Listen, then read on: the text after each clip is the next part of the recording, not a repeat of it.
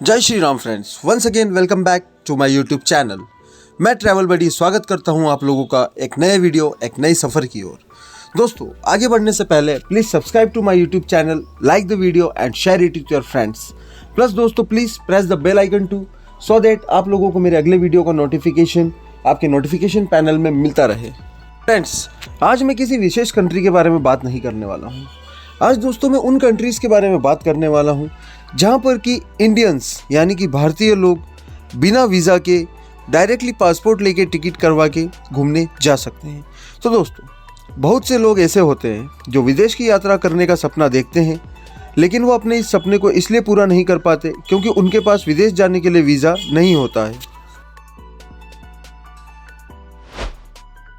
दोस्तों, लेकिन क्या आप लोग जानते हैं दुनिया में कुछ देश ऐसे भी हैं जहां पर भारत के पर्यटक या निवासी बिना वीज़ा के भी जा सकते हैं।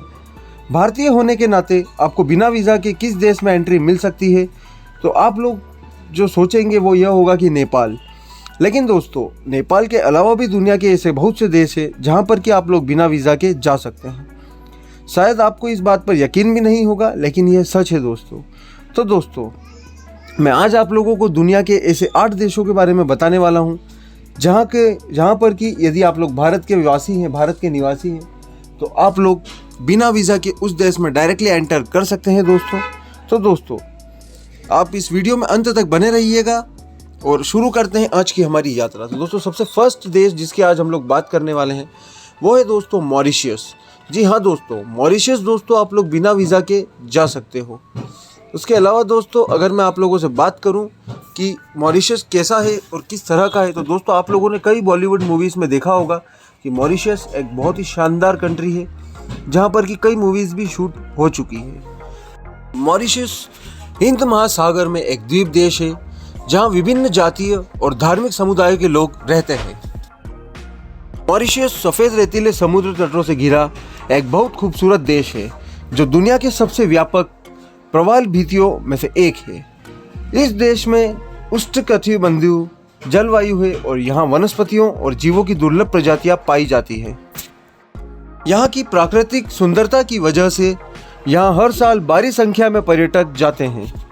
दोस्तों, भारतीय पर्यटक मॉरिशस बिना किसी वीज़ा के यात्रा कर सकते हैं और अधिकतम 60 दिनों तक यहाँ पर रह सकते हैं दोस्तों।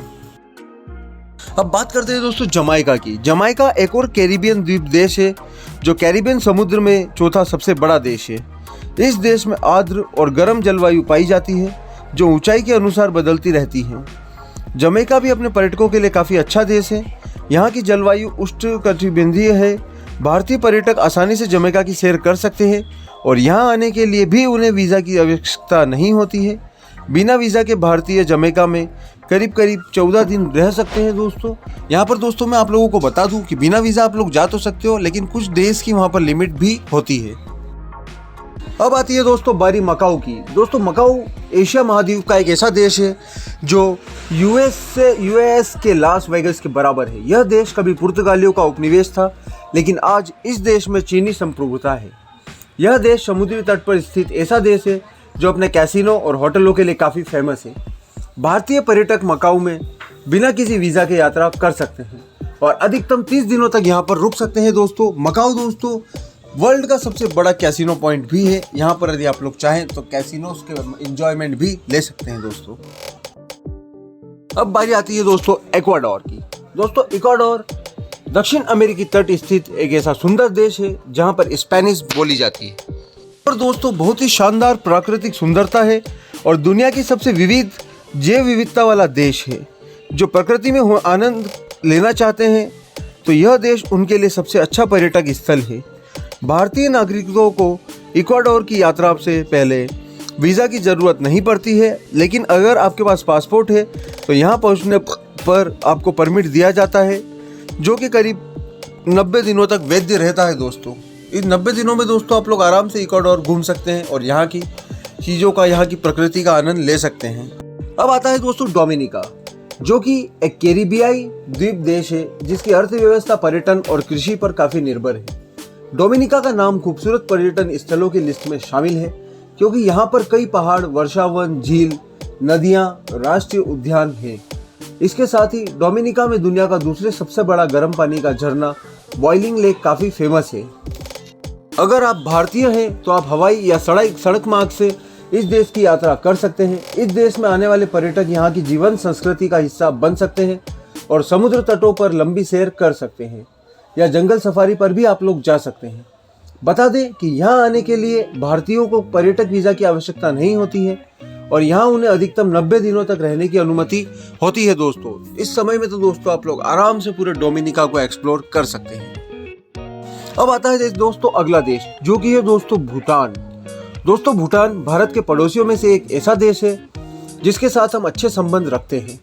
भूटान सकल राष्ट्रीय खुशी सूचकांक की अवधारणा के अग्रणी होने के लिए जाना जाता है।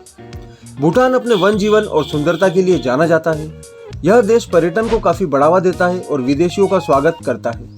आपको बता दें कि भूटान में विदेशियों के लिए एक दिन का $250 अमेरिकी का शुल्क भी लगाता है, जो इस देश के पर्यावरण पर पड़ने वाले प्रभाव को कवर करता है।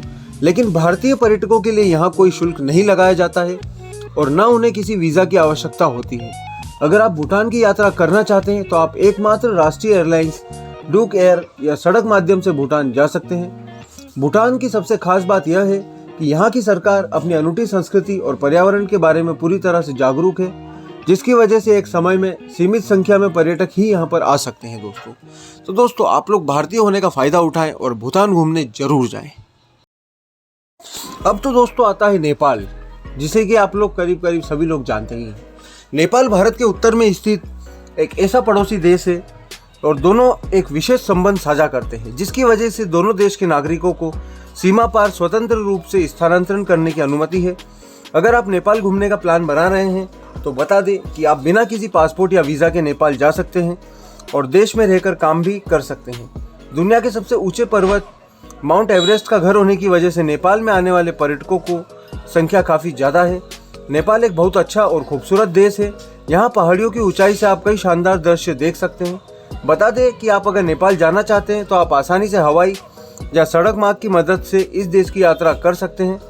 तो दोस्तों नेपाल भी घूमने जरूर जाइए। काठमांडू देखिए, पोखरा देखिए, वहाँ के पहाड़ का, वहाँ के हिमालय का मजा जरूर लीजिए। तो दोस्तों आशा करता हूँ कि आप लोगों को मेरी आज की वीडियो पसंद आई होगी और इन देशों की लिस्ट में आप लोग यदि कोई और नाम भी सजेस्ट करना चाहते हैं दोस्तों तो नीचे कमेंट में जरूर बताइएगा। Thanks for watching my today's video. Please subscribe to my YouTube channel and press the bell icon so that you get the next notification as soon as possible. Thank you friends.